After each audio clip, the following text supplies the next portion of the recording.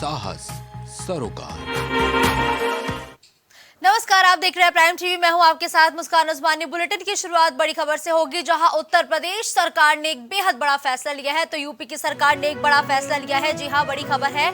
UP सरकार ने बड़ा फैसला लिया, जहां ब्यौरा नहीं देने वालों का अब प्रमोशन रोका जाएगा। तो किसी भी कर्मचारी को अब ब्यौरा देना अनिवार्य किया गया है, यानी कि ब्यौरा नहीं देने वालों का प्रमोशन अब रोक सकती है सरकार। अधिकारियों कर्मचारियों का प्रमोशन रुकेगा अगर उन्होंने अपनी चल और अचल संपत्ति का ब्यौरा नहीं दिया है, तो उनका जो प्रमोशन है वो रुक जाएगा। 31 दिसंबर तक ब्यौरा देने की तारीख तय की गई, यानी कि 31 दिसंबर तक यूपी सरकार की तरफ से यह आदेश जारी किया है कि सभी अधिकारियों को चल और अचल संपत्तियों का ब्यौरा देना पड़ेगा। मानव संपदा पोर्टल का ब्यौरा देना होगा, अनिवार्य किया गया है इसको। मामले में मुख्य सचिव ने दिशा निर्देश जारी किए हैं। वही ब्यौरा नहीं देने वाले पर डीपीसी में नहीं होंगे शामिल।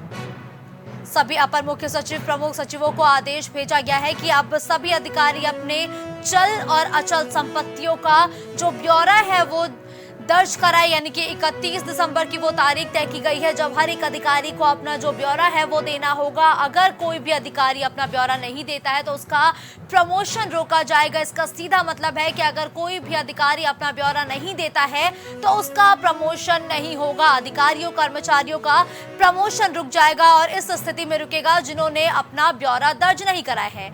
31 दिसंबर तक की वो तारीख होगी जब हर एक अधिकारी को अपना जो ब्यौरा है वो देना पड़ेगा। अपनी संपत्तियों की हर एक डिटेल देनी पड़ेगी। मानव संपदा पोर्टल पर अब जो अपनी चल और अचल संपत्तियों की जानकारी है वो देनी होगी। विभांशु इस खबर पर ज्यादा जानकारी के लिए हमारे साथ जुड़ चुके हैं। विभांशु, देखिए, शासन की तरफ से एक आदेश जारी किया गया है कि हर एक अधिकारियों को अपनी चल और अचल संपत्ति का ब्यौरा देना होगा। इस फैसले से किस बदलाव की तैयारी में है सरकार? जी बिल्कुल, अगर बात की जाए तो सूबे के मुख्यमंत्री जीरो टॉलरेंस के तहत कहीं ना कहीं प्रदेश में जो भ्रष्ट अधिकारी हैं उनके खिलाफ लगातार कार्रवाइयों को निर्देश देते हैं और विभिन्न प्रकार के नजरें बनाए रखने के लिए एंटी करप्शन टीम को कहीं ना कहीं निर्देशित करते हैं। उसी क्रम में आपको बता दें कि उत्तर प्रदेश में जो तमाम आला अधिकारी हैं, अफसर हैं, और वो कहीं ना कहीं जो उनका एक संपत्ति का ब्यौरा है उसका जायजा शासन को देने को लेकर निर्देश जारी किया गया है। आने वाले 31 दिसंबर तक तमाम प्रदेश के जो बड़े अधिकारी हैं, कर्मचारी हैं, उनको शासन को अपने जो चल और अचल संपत्ति है, यानी कि जो उनकी पैतृक संपत्ति है और जो उनके पास बैंक बैलेंस है, इन तमाम चीजों को कहीं ना कहीं शासन से अवगत करवाना होगा। इसको लेकर बात की जाए तो मुख्यमंत्री के प्रमुख सचिव संजय प्रसाद की तरफ से निर्देश जारी करते हुए कहा गया है कि जो अधिकारी इस नॉर्म्स को नहीं मानेगा, इस नियम को नहीं मानेगा, उनको प्रमोशन नहीं मिलेगी।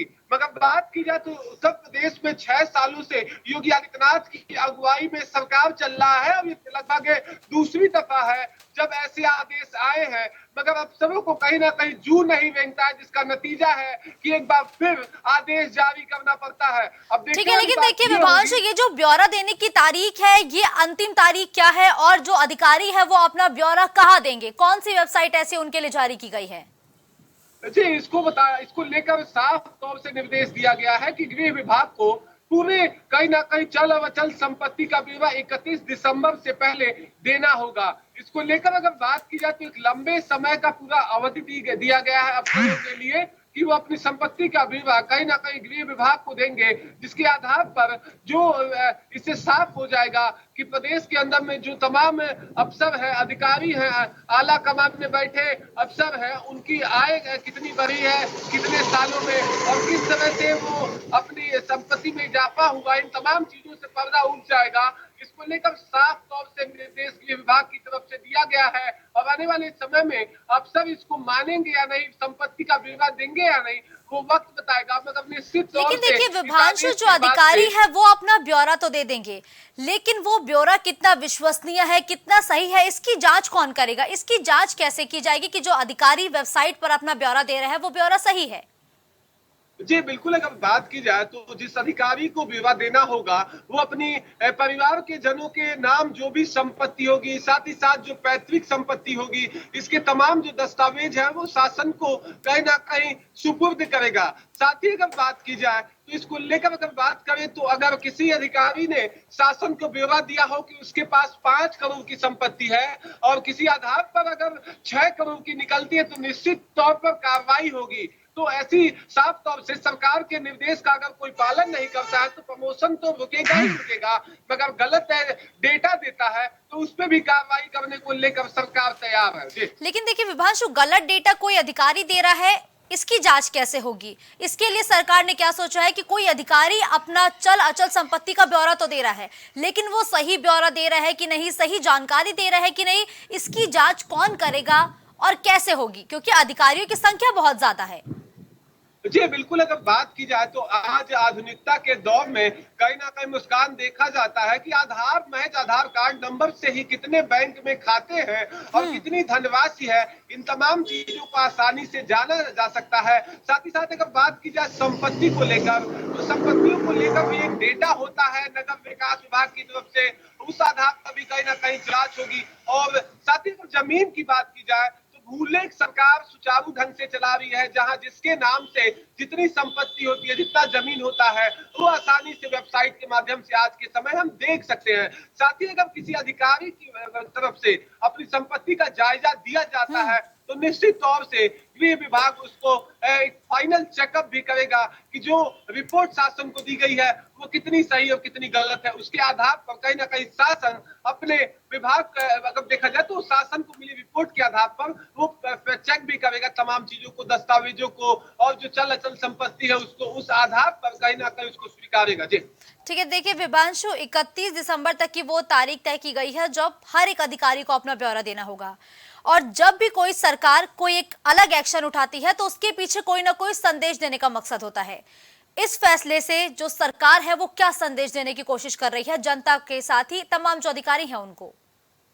जी बिल्कुल, इससे साफ ये संदेश है मुस्कान की प्रदेश के अंदर में योगी आदित्यनाथ की सरकार 2017 में आई, तब से लगातार मुख्यमंत्री योगी आदित्यनाथ कहते हुए आते हैं कि जीरो टॉलरेंस के नीति के तहत जो भ्रष्टाचार में जो भ्रष्टाचारी उजागर व्यक्ति हैं, अफसर हैं, उन पर नकेल कसने का हम प्रमुखता से काम करेंगे। तो साफ तौर से इसमें देखें तो जीरो टॉलरेंस नीति के तहत कहीं ना कहीं एक संदेश सरकार देने का प्रयास कर रही है मुस्कान। ठीक है, धन्यवाद विभांशु, इस खबर पर हमारे साथ जुड़ते हुए तमाम जानकारी और अपडेट हमारे दर्शकों तक पहुंचाने के लिए। तो देखिए, अब 31 दिसंबर तक हर एक अधिकारी को चल और अचल दोनों ही संपत्तियों का ब्यौरा देना होगा मानव संपदा पोर्टल पर। बड़ी खबर है, जहां पीएम और उनके पिता पर अभद्र टिप्पणी के मामले पर एक बड़ा एक्शन लिया गया है, तो कांग्रेस प्रवक्ता पवन खेड़ा को राहत नहीं मिली है। दरअसल इस पूरे मसले पर कांग्रेस के प्रवक्ता को राहत नहीं मिली है। पीएम और उनके पिता पर टिप्पणी किए जाने के मामले में कांग्रेस प्रवक्ता पवन खेड़ा को राहत नहीं मिली है। पवन खेड़ा को नहीं मिली राहत याचिका, तो पवन खेड़ा को जो राहत याचिका है उसको मंजूरी नहीं दी गई है। तो हाईकोर्ट की लखनऊ बेंच से उन्हें राहत नहीं मिली है। हाईकोर्ट के न्यायमूर्ति ने याचिका पर यह आदेश दिया है। तो पीएम मोदी और उनके पिता पर आपत्तिजनक टिप्पणी के खिलाफ कांग्रेस प्रवक्ता की मुश्किलें बढ़ती जा रही है। हाईकोर्ट ने इस याचिका को खारिज किया है। पीएम और उनके पिता पर टिप्पणी का मामला है और इस मसले पर कांग्रेस के प्रवक्ता की मुश्किलें बढ़ती जा रही है। दरअसल पवन खेड़ा को राहत नहीं मिली है। विभांशु, इस पूरी खबर पर तमाम जानकारी के लिए इस वक्त हमारे साथ जुड़ चुके हैं। देखिए विभांशु, कांग्रेस प्रवक्ता की तरफ से पीएम और उनके पिता के लिए जो आपत्तिजनक टिप्पणी की गई थी उस पर प्रवक्ता को राहत नहीं मिली है, आगे क्या एक्शन लिया जाएगा? जी बिल्कुल, अगर बात की जाए मुस्कान तो आगे क्या एक्शन लिया जाएगा ये तय कोर्ट करेगा, मगर साफ तौर से अगर देखा जाए तो कांग्रेस पार्टी के राष्ट्रीय प्रवक्ता पवन खेड़ा बीते दिन कहीं ना कहीं देश के प्रधानमंत्री नरेंद्र मोदी के पिता के खिलाफ कहीं ना कहीं आपत्तिजनक शब्द का प्रयोग किए थे, जिसके बाद से अगर बात की जाए तो देश भर में भारतीय जनता पार्टी के नेता मुकदमे करवाए थे, सियासी घमासान भी हुआ था।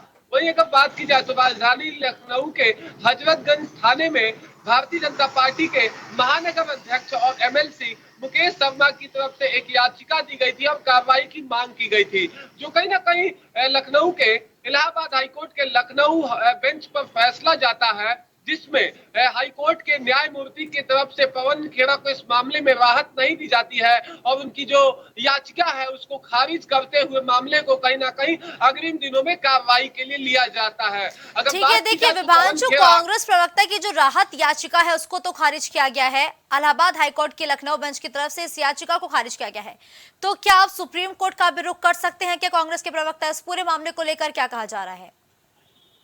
जी बिल्कुल, अभी ये मामला हाई कोर्ट में चल रहा है। अगर हाई कोर्ट में पवन खेड़ा को राहत नहीं मिलती है तो निश्चित तौर पर वो देश के सर्वोच्च कोर्ट सुप्रीम कोर्ट का दरवाजा खटखटाएंगे। मगर अभी बात की जाए तो कल की हियरिंग में साफ तौर से हाई कोर्ट के न्यायमूर्ति की तरफ से अभी जो दया याचिका है उसको खारिज की गई है और कार्रवाई करने की बात कही गई है। तो आने वाले दिनों में जब इस मामले को लेकर हियरिंग होगी तो देखने वाली बात ये होगी कि पवन खेड़ा को माननीय कोर्ट क्या फैसला उनके मामले में सुनाता है, वो आने वाला वक्त बताएगा। मगर निश्चित तौर से अगर पवन खेड़ा को राहत नहीं मिलती है तो वो देश के सर्वोच्च कोर्ट का दरवाजा खटखटाएंगे। जी बिल्कुल ठीक है, धन्यवाद विभांशु इस खबर पर हमारे साथ जुड़ते हुए तमाम जानकारी हमारे दर्शकों तक पहुंचाने के लिए।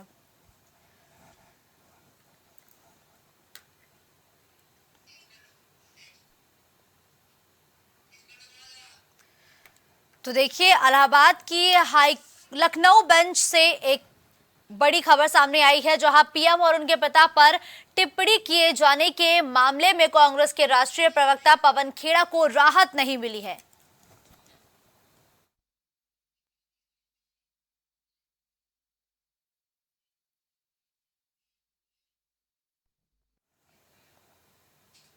बड़ी खबर हमीरपुर से है, जहां चिकन पॉक्स का शिकार हुए 3 मासूम बच्चों की मौत से जुड़े मामले पर बड़ी अपडेट है, जहां 15 दिन के अंतराल में 3 मासूम बच्चों की मौत हुई थी। तो वहीं सीएमओ ने 4 सदस्यीय टीम से इस पूरे मामले की जांच कराई है। स्वास्थ्य विभाग की टीम ने तीनों बच्चों के घर जाकर जांच पड़ताल की है। तो 15 दिन के अंतराल में 3 मासूम बच्चों की मौत के मामले में सीएमओ ने 4 सदस्यीय टीम से जांच कराई है। 4 सदस्यीय टीम से जांच कराई गई है। स्वास्थ्य विभाग की टीम ने तीनों बच्चों के घर जाकर इस पूरे मामले की जांच पड़ताल की है। साथ ही चिकन पॉक्स से 3 मासूमों की नहीं हुई थी मौत। ये बड़ी बात कही जा रही है कि चिकन पॉक्स से तीनों बच्चों की मौत नहीं हुई थी। टीम ने अपनी रिपोर्ट सीएमओ को सौंपी है कि जिस चिकन पॉक्स को तीनों बच्चों की मौत का कारण बताया जा रहा था, दरअसल मौत का कारण कुछ और है। 4 सदस्यीय टीम ने अपनी पूरी रिपोर्ट सौंप दी है। तो चिकन पॉक्स का शिकार हुए 3 मासूम बच्चों की मौत के मामले में 4 सदस्यीय टीम ने अपनी जांच पूरी की है और जांच रिपोर्ट में इस बात की पुष्टि की गई है कि तीनों ही बच्चों की मौत की वजह चिकन पॉक्स नहीं थी। सीएमओ ने 4 सदस्यीय टीम से इस पूरे मामले की जांच कराई थी। दरअसल हमीरपुर में लगातार चिकन पॉक्स का कहर देखने को मिल रहा है। तो वहीं स्वास्थ्य विभाग की टीम ने तीनों बच्चों के घर जाकर इस पूरे मामले की जांच भी की है और इस पूरी जांच के दौरान एक बड़ा खुलासा हुआ है कि चिकन पॉक्स से तीनों मासूमों की मौत नहीं हुई थी। ब्रजेश इस खबर पर ज्यादा जानकारी के लिए हमारे साथ जुड़ चुके हैं। देखिए ब्रजेश, लगातार हमीरपुर में चिकन पॉक्स का कहर देखने को मिल रहा है।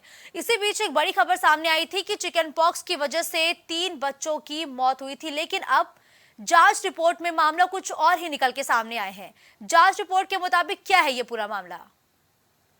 देखिए मुस्कान, हम आपको बताना चाहेंगे कि ये पूरा मामला जिले के क्षेत्र से सामने निकल कर आया था। यहाँ राज क्षेत्र का एक कैथी गांव पड़ता है। इस गांव में तकरीबन 20 दिन के भीतर 3 मासूम बच्चों की मौत होने का मामला सामने आया था, जिसके बाद स्वास्थ्य विभाग ने इस पूरे मामले का संज्ञान लिया और संज्ञान लेने के बाद से स्वास्थ्य विभाग की टीम ने गाँव जाकर इस पूरे मामले की तहकीकात की, जाँच पड़ताल करी और जाँच पड़ताल के बाद ये मामला सामने निकल करके आया। स्वास्थ्य विभाग ने ये जानकारी दी कि जो 3 बच्चों की मौत हुई थी उनकी मौत चिकन पॉक्स की वजह से नहीं हुई। हालांकि स्वास्थ्य विभाग ने एक प्रेस नोट जारी करते हुए जानकारी साझा करी कि उन तीनों बच्चों की मौत निमोनिया और खून की कमी से होना बताया गया। हालांकि चिकन पॉक्स की मौत को पूरी तरीके से स्वास्थ्य विभाग ने खंडन किया है और पूरी तरीके से स्वास्थ्य विभाग ने ये बताया है कि ऐसी किसी भी तरीके की स्थिति जिले में नहीं है। जी मुस्कान। देखिए, लेकिन लगातार हमीरपुर से तो खबरें यही सामने आ रही हैं कि चिकन पॉक्स का कहर बढ़ता जा रहा है। बच्चों में सबसे ज्यादा चिकन पॉक्स के केसेस देखने को मिल रहे हैं। इसको लेकर स्वास्थ्य विभाग की तरफ से क्या कुछ कहा गया है? देखिए, स्वास्थ्य विभाग की अगर माने तो स्वास्थ्य विभाग ने पूरी तरीके से दावा किया है कि जिले में चिकन पॉक्स का एक भी मामला अभी तक सामने नहीं आया है। ये जिले के स्वास्थ्य विभाग का पूरी तरीके से दावा स्वास्थ्य विभाग ने किया है। हालांकि आज जो अभी 3 बच्चों की मौत का मामला सामने आया था, इस पूरी बात को लेकर स्वास्थ्य विभाग ने जब जांच पड़ताल करी तो इस जांच पड़ताल के दौरान ये पाया गया कि उन तीनों बच्चों की मौत निमोनिया की वजह से हुई थी, ना कि चिकन पॉक्स की। इसका पूरी तरीके से यहाँ के स्वास्थ्य विभाग ने खंडन किया है और स्वास्थ्य विभाग ने ये कहा है कि जिले में पूरी तरीके से स्वास्थ्य विभाग की टीम में निगरानी कर रही है। ऐसा कोई भी मामला अभी तक सामने नहीं आया है। ब्रजेश, निमोनिया से 3 बच्चों की मौत हो जाती है और जब स्वास्थ्य विभाग इस पूरे मामले की जांच पड़ताल करता है तब जाकर के खुलासा होता है कि मौत की वजह चिकन पॉक्स नहीं है, निमोनिया है। क्या यहाँ पर लापरवाही बताई गई है क्या?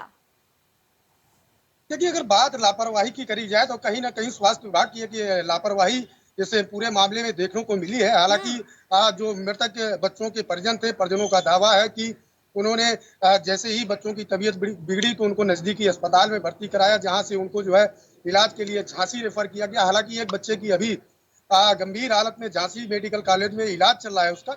हालांकि अभी वो खतरे की स्थिति से बाहर बताया गया है वो मासूम बच्चा। हालांकि इसमें कहीं ना कहीं परिजनों की भी लापरवाही देखने को मिली है और स्वास्थ्य विभाग की भी टीम की जो है लापरवाही देखने को मिली है। अब हालांकि अभी पूरी तरीके से स्वास्थ्य विभाग की टीम ये दावा करती है कि जिले में ऐसा चिकन पॉक्स का अभी तक कोई मामला सामने नहीं है। जी लेकिन देखिए, अगर हम हमीरपुर की बात करें तो जिस जगह का ये मामला है वहां पर गंदगी का ढेर देखने को मिल रहा है। तो देखिए, भले ही चिकन पॉक्स नहीं हुआ लेकिन अभी भी कहीं ना कहीं बारिश का मौसम बना है। ऐसे में अगर पानी इकट्ठा होगा तो बच्चे बीमार होंगे।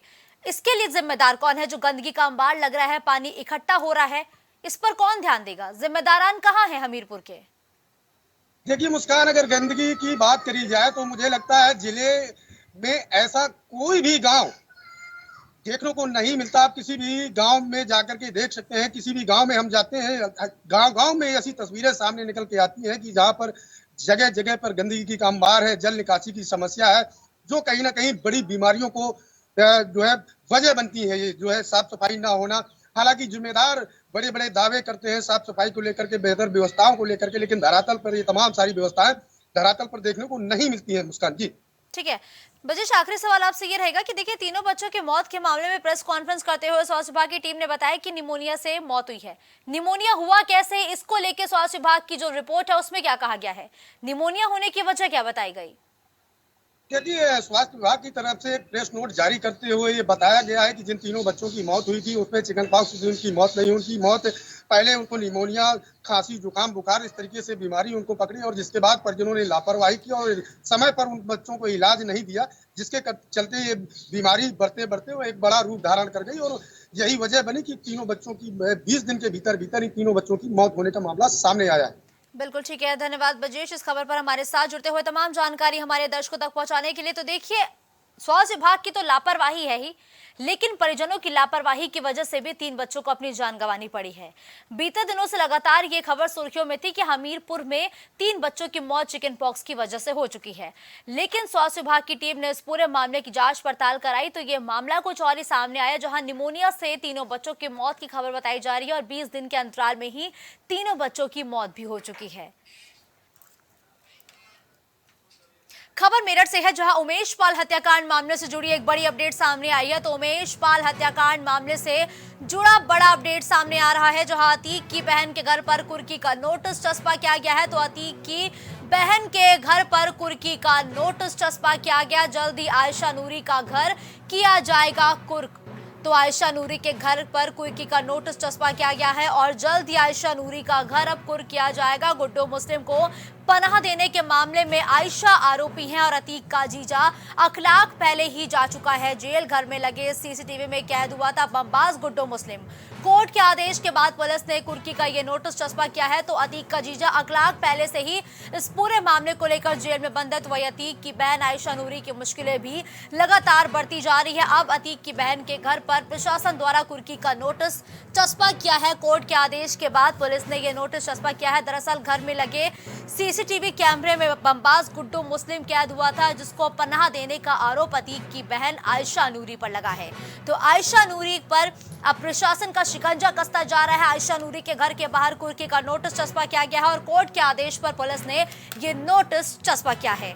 तो वहीं अतीक की बहन आयशा नूरी का पति पहले ही जेल में बंद है। अब आयशा नूरी की तलाश लगातार जारी है। तो इसी बीच एक बड़ी खबर है, जहां जल्द ही आयशा नूरी का घर अब कुर्क किया जाएगा। तो इस खबर पर फोन लाइन पर हमारे साथ राजन सोनकर जुड़ चुके हैं। राजन, देखिए, अतीक की बहन की मुश्किलें लगातार बढ़ती जा रही हैं।